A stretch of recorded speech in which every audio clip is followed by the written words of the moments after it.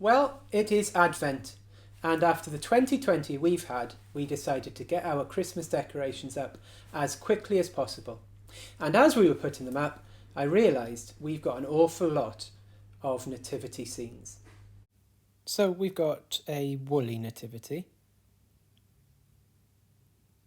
and a Russian doll nativity and this cute little China nativity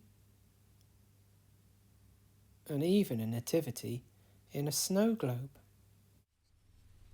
Now you know the nativity story, Mary, Joseph, wise men, shepherds, Herod, Jesus. You know that story, but maybe you don't know how it all comes about, how it's part of the greatest story ever told. So over the next 25 days, over Advent, as we get ready for Christmas, we are using this star and these blocks to tell that greatest story ever told. And it all begins with an apple. Every story has a beginning. I bet you've read a lot of books that start with "Once upon a time" or "A long, long time ago in a land far, far away." But do you know how your story begins? You might think that your story begins when you were born, but it goes back further than that. It goes back before you were born, before your parents were born, before your parents' parents were born. In fact, it goes back before anyone was born, all the way back to the very beginning. And in the very beginning, there was almost nothing. No people, no houses, no animals, no plants, no you, no me. But someone was there. His name was God. And he was ready to write the greatest story anyone has ever told. It's your story, and my story, and the story of every person who has ever lived. It's a story about how much God loves his people, about how far away God seems sometimes, and about the lengths God would go to get his people back. It's a story about God making the wrong things right and the dark things light.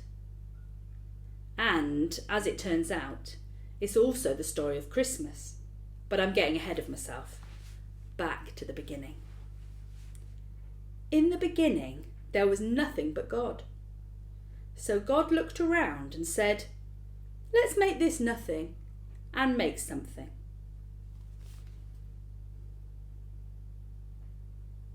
In the beginning, there was nothing but God. So God looked around and said, "Let's take this nothing and make something." And that's just what he did. He saw the darkness and said, "Sorry, darkness, I'm making light." Then he said, "Hey, that's good." He saw empty spaces and said, "Sorry, emptiness, I'm making planets." Then he said, "Hey, that's good too." He saw an empty earth and said, "Sorry, boring old empty earth, I'm making meadows and mountains, tiny creeks and enormous oceans, daffodils and dragonflies, hydrangeas and hippos." Then he said, "Hey, all of this is good." And last of all, he made the best part. Can you guess what it was? People.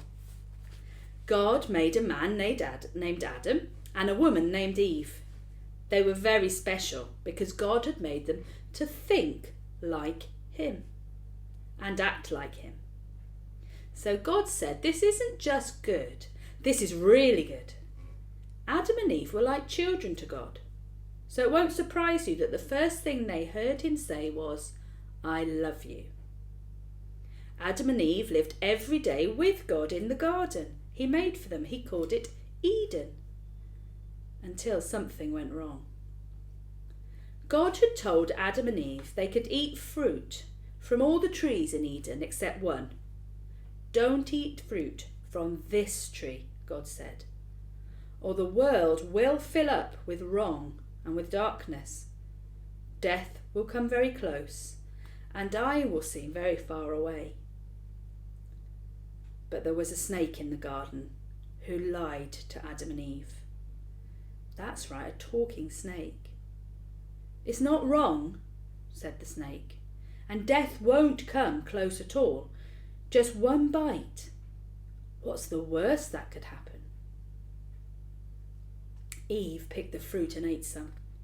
So did Adam. They chose their way over God's way, which is what we call sin. Immediately, everything changed. God knew what had happened, and his heart began to break. He went to check on Adam and Eve, but all they wanted to do was hide. They didn't want to see him anymore. So God gave them the terrible thing they wanted, to go away from God. God sent Adam and Eve out of the garden and away from him. In the years to come, when life was difficult, when the ground was hard, when the world was filled with wrong and the darkness, Adam would think back to that garden.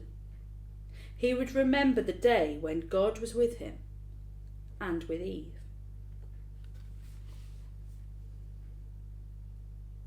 But God couldn't remain. Sin drove him away.